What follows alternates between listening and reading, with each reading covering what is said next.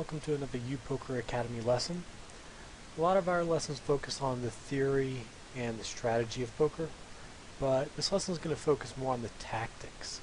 And I'm going to go through 3 hands and talk about the decisions that we made and why we made them. Okay, so without further ado, in our first hand we have King Jack suited.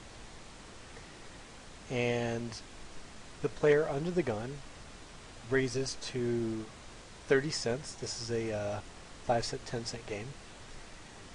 And we're in late position. Actually, we're on the button itself. And we raise to 90 cents. And under the gun calls. Now the flop comes 4 of diamonds, 4 of clubs, and ace of clubs. Now what do? Under the gun checks to you. Well, when you get a flop like this after 3-betting, you're always going to bet out.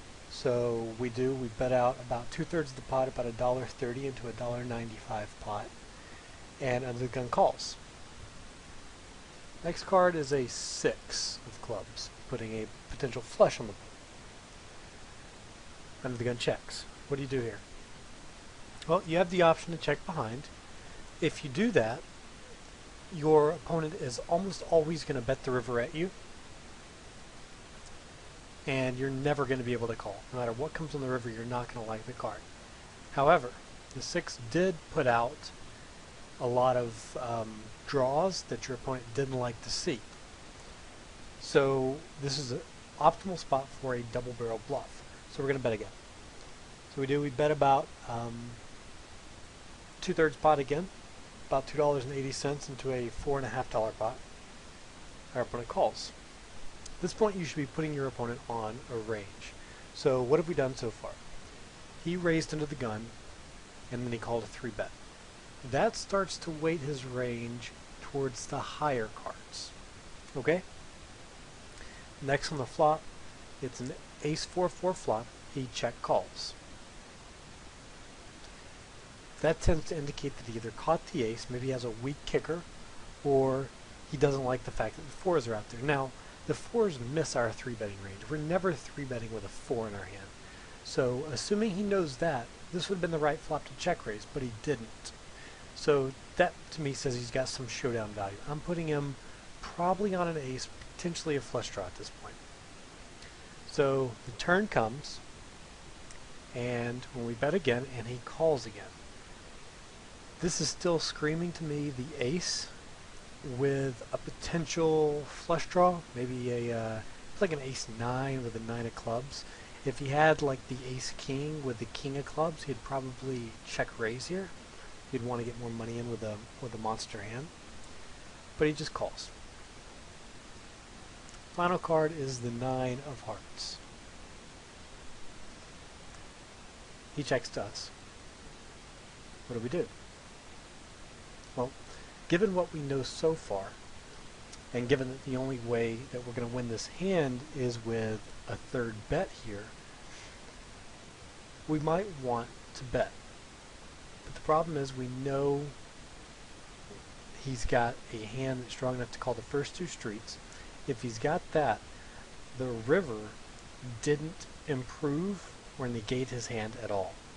So if he called the turn, he's almost certainly calling the river with 100% of the hands he called the turn with.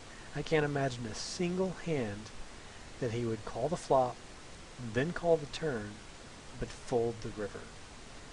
So, do we bet again? The answer is no. We check here, and we basically concede the pot.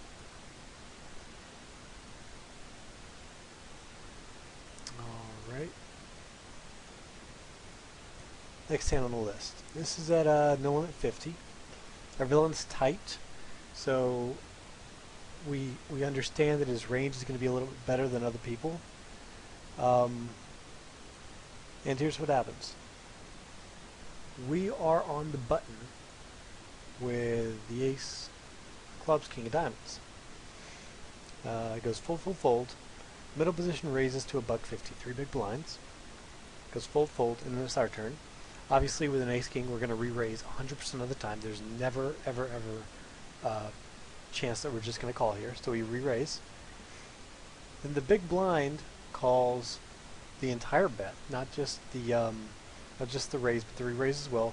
And middle position also calls the re-raise. So we've got a three-way pot, and there's about $14 in the pot right now. So the flop comes the ace and 4 of spades and the 5 of hearts. And so the big blind checks and middle position checks, and we decide, do we want to bet or do we want to check? And obviously we did flop the ace, so we are going to bet. We bet about $7 into a $14 pot, so that's about half pot. The big blind calls, and middle position re-raises all in.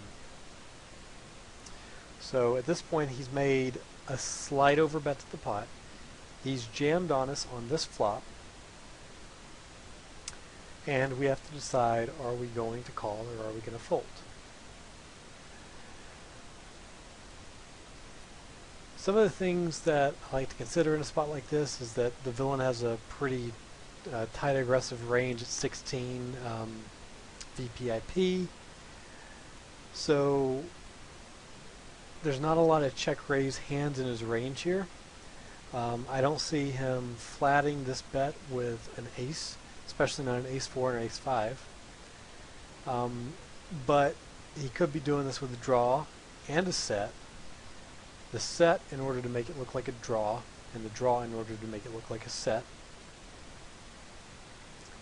So the first question we have to answer is, what hands is he calling with pre-flop? So he's raised. And let's also not forget that the big blind's money is in the pot, so we bet out half pot, the big blind called, and middle position raised all in. So there's actually quite a bit of overlay in this pot. So we don't have to be 100% certain of what he has. We just have to have about, actually just about 30% equity. So if we can beat 30% of his hands, we're going to call here. So some of the hands I would see playing like this with just the call, but not a 4-bet pre-flop, would be something like King, Queen of Spades, maybe Ace-Jack, but I'm not certain this villain would check raise Ace-Jack so aggressively. Hands like 6-7 are, and definitely 2-3 are right out. He's got such a tight range. He's not going to be raised calling a 3-bet with something like 6-7 suited. So we know those draws are out. The only draw that's still in is the flush draw, and then all three, well, both sets. He's not going to have the pocket aces here. He could have pocket 4s and pocket 5s. Could he have ace king? It's possible. Wouldn't he have 4-bet it? Most likely.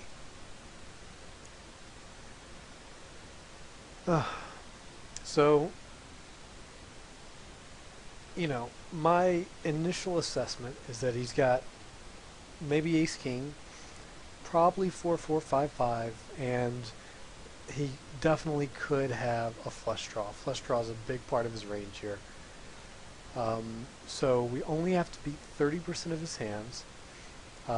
We are tying against ace king. We're beating any ace queens or ace jacks that he does this with as a mistake.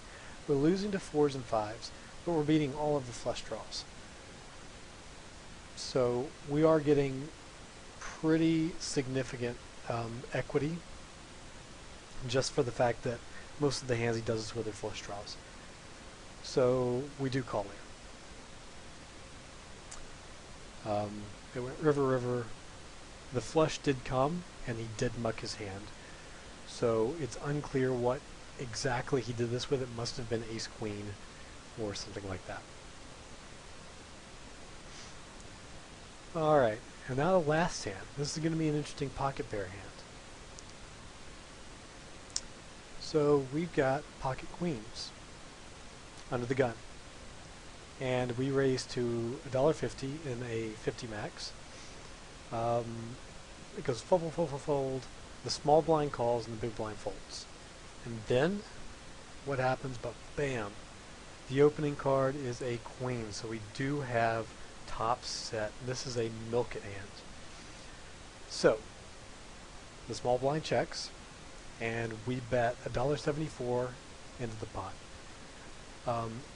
Looking at this hand now, I think it would have been prudent to bet a little bit more than half pot. Somewhere around 2/3 or even a full pot with this hand would be a great bet here. We don't want to scare him off, but at the same time, we expect him to have a hand at some point, and we want to try to get value from him when he does. We want to try to get our entire stack in by the river. The only way we're going to be able to accomplish that is by betting and building the pot on the flop. So we bet half pot and he calls. Turn is the 4 of spades. This time he bets out $4.50, about 2/3 pot into us, and we have a decision to make. Do we call? Do we raise? Well, given that he is donking out, what that usually indicates is that the card either changed his hand or he doesn't think it changed ours. And if we think about what hands we usually have here, a lot of the times we miss this flop and we see bet anyway. The only high card out there is a queen. The 2, 3, and the 4 all miss our range. We definitely don't have any of those cards. So our opponent could be leading out here with a bluff, or he could have picked up, for example, the straight with 5-6. There's a potential that he did call the flop with 5-6 with the inside straight draw. Also ace-5. Or maybe he picked up a flush draw with his pair of 2s or 3s. Because all we know is that he was in the small blind and he called pre-flop. So our read of his range going from pre-flop to turn is pre-flop he could have almost anything. On the flop he check calls, so he probably connected with it in some way. And on the turn he leads out, which seems to indicate that he might have improved his hand. So the question is, do we raise or do we call? And I'm going to go through it both ways. In the first example, we're going to call. Okay, and the river's going to come the ace of clubs. And again, the small blind bets out into a $16 pot. He bets $10. And we get the option to call, raise, or fold. So what would you do? Well, the arguments for calling are that now anybody with a 5 has a straight, though a 5 isn't a huge part of his range. The arguments for raising are that we have a very, very big hand. But I'm actually against raising here because the 5 opens us to too much risk. And then calling. Calling means we're hoping he's got a bluff here or a hand like ace X without a straight. So I'm actually in favor of calling in this position. Let's back up. So if you remember the turn, he let out $4.50 into a $7 pot. And this time we're going to raise. We're going to raise to $12. And given what I know about his hand, I'm going to say he's going to go all in. So he goes all in. And obviously we've got top set. We're very, very happy with this hand. We call. Okay? So let's take it back a minute and say now we've raised on the turn. He bet $4.50. We raised $12, but he just called. And the river comes here, and he checks to us. The pot is now $31, and we've got, I don't know, about 30 behind. He checks to us. Obviously, we're going to go all in here, and he's going to call. Here's what he actually had. The ace of diamonds and the queen of diamonds. So, here's what happened. On the flop, okay, before the flop, he calls in the small blind with ace queen suited. He should have re-raised here, but he didn't. Flop comes queen 2-3. He has an absolute monster hand. We bet out, but he just calls. This is what confuses us, because most players would check raise this hand, and we would re-raise, and they would re-raise, and we'd both get it all in here. But he didn't. He just check calls. Then when the turn comes, he's very confident in his hand. He's got the flush draw. He's got the ace draw, so if he catches a 5, he's got a straight. If he catches a diamond, he's got a flush, and he's already got top pair. So he loves his hand, and he bets out. And we just call it. And on the river, he makes 2 pair. He thinks he's definitely got the best hand, and so he bets out again. In this hand, the way it was actually played, because we missed our turn raise, we were limited to calling the turn and the river. We only got about $24 of our $66 in the pot with this monster hand. If we raise on the turn, though, we get our entire chip stack in. He does get it in with the worst, and we do win the hand. So that'll about cover us for the 3 hands that we set out to discuss today. I hope you'll like and subscribe to UPoker Academy. Check us out on riskoriented.com, and I hope you have great luck at the tables.